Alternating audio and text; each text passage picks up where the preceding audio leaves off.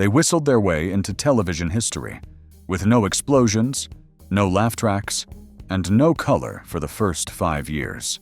The Andy Griffith Show wasn't about high-stakes drama or fast-paced comedy. You bring your string and instrument, Sheriff. Oh, I didn't think we'd have time for any music. You got time to breathe, you got time for music. It was about a sleepy little town called Mayberry, a slow-talking sheriff named Andy, and a cast of unforgettable characters who made simplicity feel like magic. Premiering in 1960 and running until 1968, The Andy Griffith Show never relied on flash or controversy. It was gentle, grounded, and wholesome. Thumb hang free and enjoy the music. Hey, how about playing Never Hit Your Grandma with a great big stick? Oh, Dad, that makes me cry. Well, how about... Yet week after week, audiences tuned in, not for car chases or cliffhangers, but for quiet lessons about decency, community, and human nature. But the real magic of The Andy Griffith Show wasn't just the setting or the moral messages. It was the cast, their chemistry, their charm, and the way they turned small-town characters into television legends. So, what happened when the Mayberry days were over? Who moved on? Who struggled? And who never truly left that little town with a whistled theme song? This is The Andy Griffith Show, then and now. Andy Griffith as Sheriff Andy Taylor.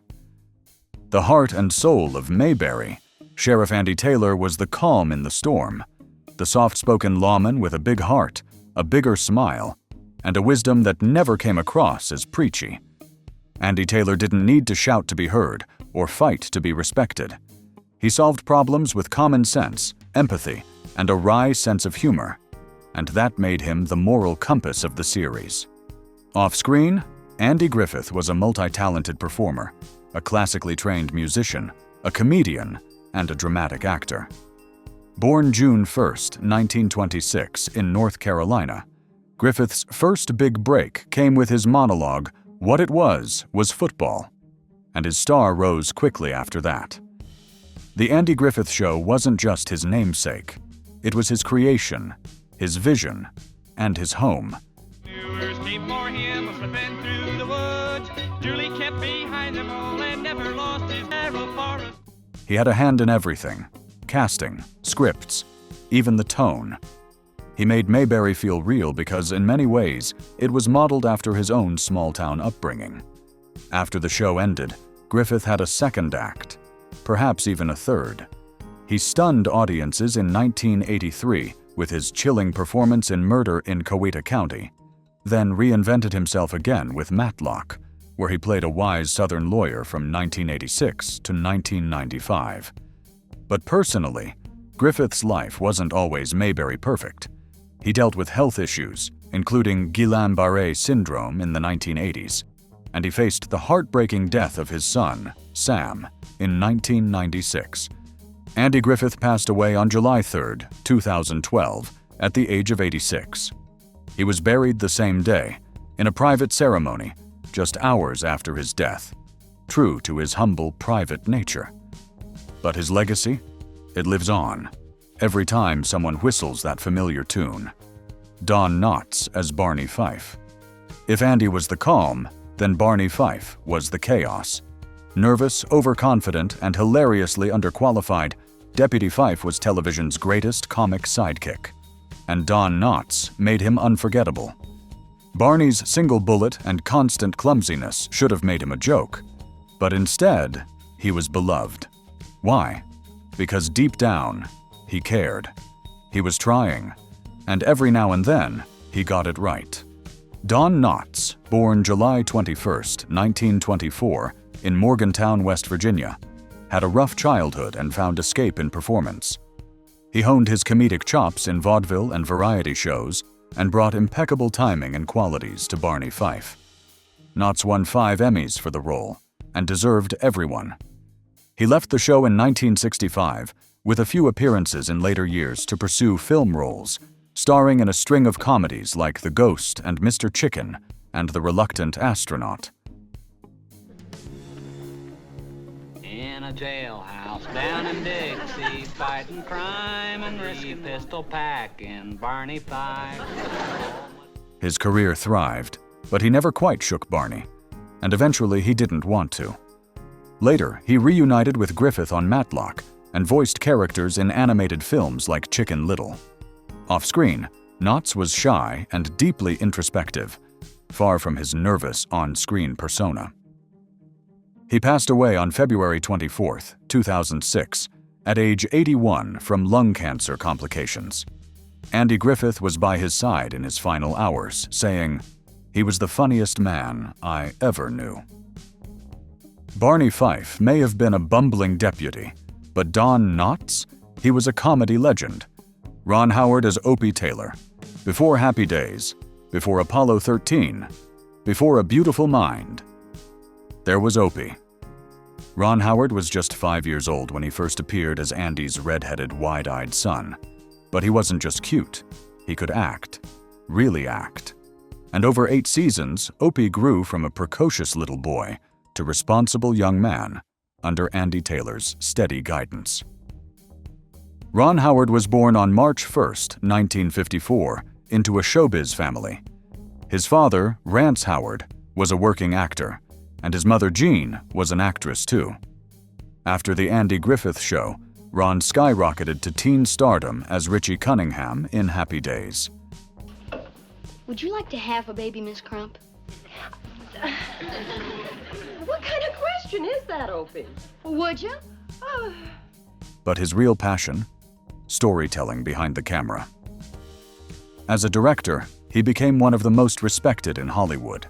He's helmed films like Cocoon, Parenthood, Backdraft, Apollo 13, A Beautiful Mind, which won him an Oscar, and The Da Vinci Code.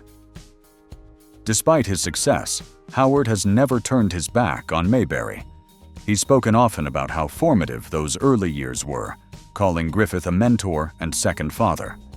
Today, Ron Howard remains one of the few child stars to transition seamlessly into adult success, with humility, grace, and a whole lot of talent. Frances Bavier as Aunt Bee. She was the apron-wearing, biscuit-baking heart of the Taylor home. Aunt Bee was opinionated, old-fashioned, and fiercely devoted to her family. Frances Bavier brought seriousness and tenderness to the role. Born December 14, 1902, in New York City, she had a long stage and film career before landing in Mayberry. But while her character was sweet, Bavier herself was known to be complicated. She reportedly clashed with Andy Griffith on set, frustrated by the less serious tone of the show. After the Andy Griffith Show, she retired to a small town in North Carolina. In her final years, she softened. She reconciled with Griffith and expressed pride in her role. She passed away on December 6, 1989, at age 86. Aunt Bee might have been old-fashioned, but she represented a kind of steadfast love that never goes out of style. George Lindseay as Goober Pyle. Goober Pyle, the grease-stained, dim-witted mechanic with a heart of gold. With his tucked-in ears and goofy charm, Goober became one of Mayberry's most lovable oddballs.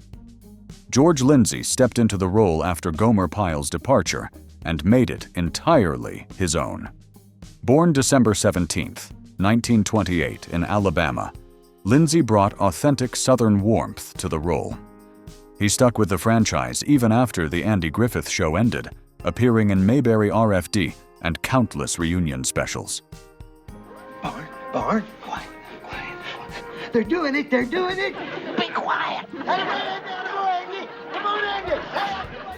Off-screen, he was a philanthropist, raising millions for the Special Olympics. He passed away on May 6, 2012, at age 83. Goober was goofy, but never foolish, and George Lindseay played him with more heart than most people ever realized. Jim Nabors as Gomer Pyle. It's impossible to think of Gomer Pyle without hearing that drawl. Originally a supporting character, Gomer became so popular he got his own spin-off, Gomer Pyle, USMC, which ran for 5 seasons and was a massive hit. Jim Nabors was born June 12, 1930, in Alabama. He had a deep baritone singing voice, something that often shocked fans of his high-pitched character. After the spin-off, he pivoted to music, releasing over 25 albums of gospel and easy listening. That sure was, Goofy. You gotta show me how you do that. Judy. I can't do it. Judy. Oh, God, how you can do that. He also became a staple at the Indianapolis 500, singing Back Home Again in Indiana for decades. Back home again in Indiana. Neighbors was a private man. In 2013, he married his partner of 38 years, Stan Cadwallader, after same-sex marriage was legalized in Washington. He passed away on November 30th, 2017, at the age of 87. He left behind not only a rich legacy of performances, but a trailblazing example of living life with dignity and authenticity. Howard McNeer as Floyd the Barber. Twitchy, talkative, and charmingly scatterbrained, Floyd the Barber was the town gossip with a pair of scissors. Howard McNeer made the role iconic with his off-kilter delivery and comedic timing. McNeer was already a seasoned radio and TV actor when he joined the cast. In 1963, he suffered a major stroke, but the producers, especially Griffith, wanted him to continue. What's wrong with that, Floyd? What's wrong? Well, I'd rather mix my own leather in a shaving mug. I kind of like the sound the brush makes against the mug. You know, it's a kind of a clep, clep, clep. They rewrote scenes so Floyd could be seated or propped up, allowing McNeer to act with dignity. He eventually left the show and passed away on January 3, 1969. Floyd remains one of Mayberry's most unforgettable personalities. Jack Dodson as Howard Sprague. Mild-mannered and hilariously awkward, Howard Sprague worked in the county clerk's office, but lived with his overbearing mother. Jack Dodson joined the cast in the later years, but made a lasting impression. After the Andy Griffith Show, he stayed active in TV and films, including Return to Mayberry. Gee, the band sounds real good. Yeah, sure does. A lot more body than last year. He passed away on September 16, 1994, but his legacy as Mayberry's buttoned-up bureaucrat lives on. Annetta Corsaw as Helen Crump. Helen Crump started as Opie's teacher, but soon became Andy's love interest. Played by Annetta Corsaw, Helen brought intelligence and calm to Mayberry. Off-screen, Corsaw was a private person. She remained close with Griffith and continued acting in small roles until her death in 1995 from cancer.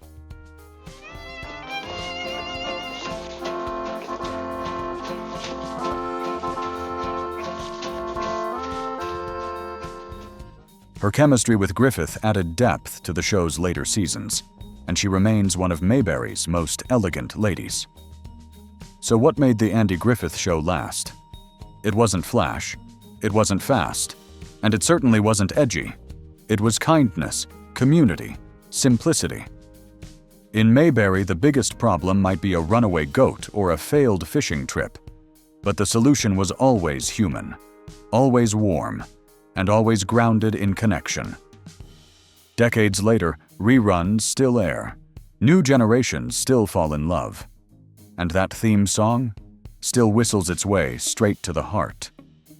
The cast may have gone their separate ways, and Mayberry may be a fictional place, but what it represented, that stays with us.